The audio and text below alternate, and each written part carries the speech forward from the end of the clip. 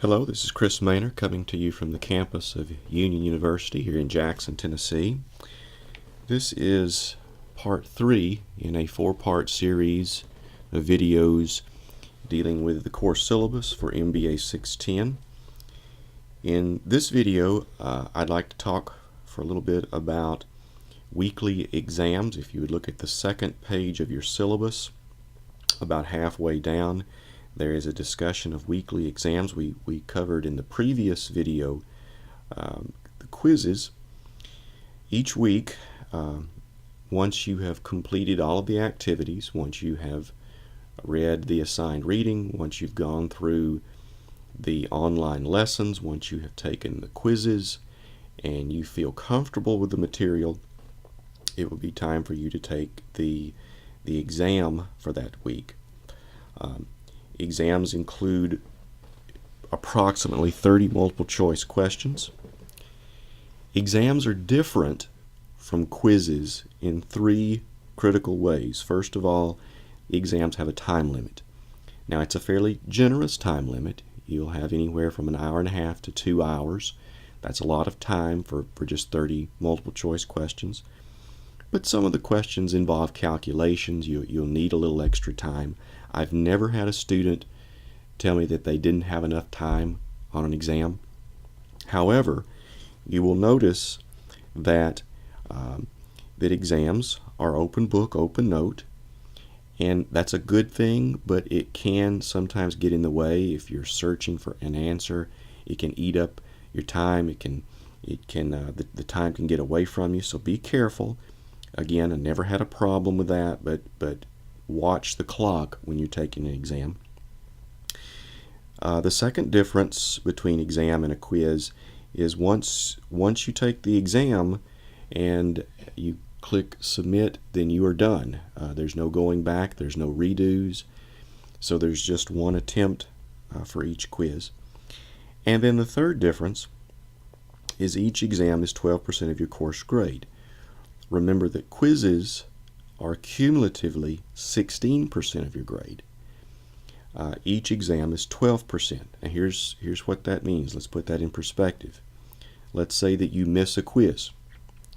That's not going to destroy your course grade. It will reduce it some, but not much. If you miss an exam, if you have a 0 on one of the exams, you're looking at 12% of your grade. That's going to drop you a letter grade. So much heavier weight on the exams. Now, a couple of things to note about our exams. First of all, quizzes and exams, the questions all come from the same source. So this is even more reason to take the quizzes seriously.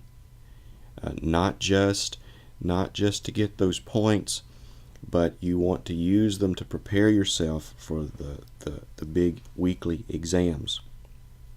In terms of deadlines, I have tried to keep the course as simple as possible. There's only one deadline per week. We operate on a Monday to Sunday schedule, so if you're looking at week number 1, we start on May the 18th. You will have until midnight, Sunday, May the 24th, to complete all of your reading, to complete the online activities, the lessons, the quizzes.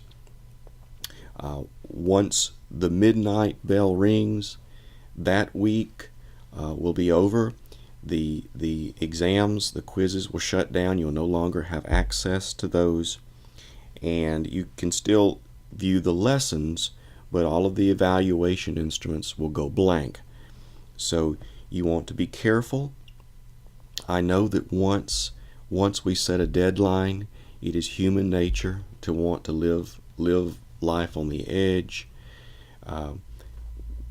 So many people live their life without any margin in terms of their finances and other areas of their life. And I know that some of you, your schedule, maybe the only time you can do this will be on Sundays. But let me just say that the only problems I've ever had with online classes have always been problems at the last minute. And unfortunately, if you wait until 10 o'clock on a Sunday night to take a 2-hour test and something goes wrong, then there's no margin. There's no room for error there.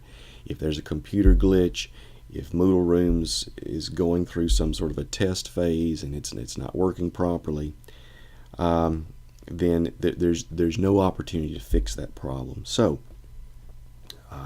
if it were me, I would try to complete everything before Sunday. I consider Sunday a day of rest. I don't do much work activity on a Sunday, but again, that's me. You'll have to do what fits your schedule.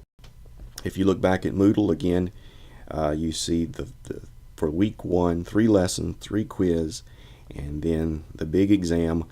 Wait to click on that until you're good and ready. You don't want to attempt that until you've completed all of the exercises. Now you may notice that there are 7 weeks, 7 exams, but this is an 8-week class. In week 8, I give you the opportunity to do an extra credit project. It involves writing a graduate level paper on an assigned topic. This will give you the opportunity to raise your course grade, if you choose, by a letter. So if after 7 weeks you have a B or lower, you can pull that grade up by a letter by doing this project. We'll give you more information about this extra credit project later on. For now, I want you to concentrate on doing well these first 7 weeks, so that maybe, hopefully by the end of that time, you don't need the extra credit. Okay, this concludes part 3 of our video series on the syllabus. We have one more section to go, dealing with some of the administrative issues, the textbook, the grading procedures, and some other things. So hang tight, we have one more video to go before you get into week 1.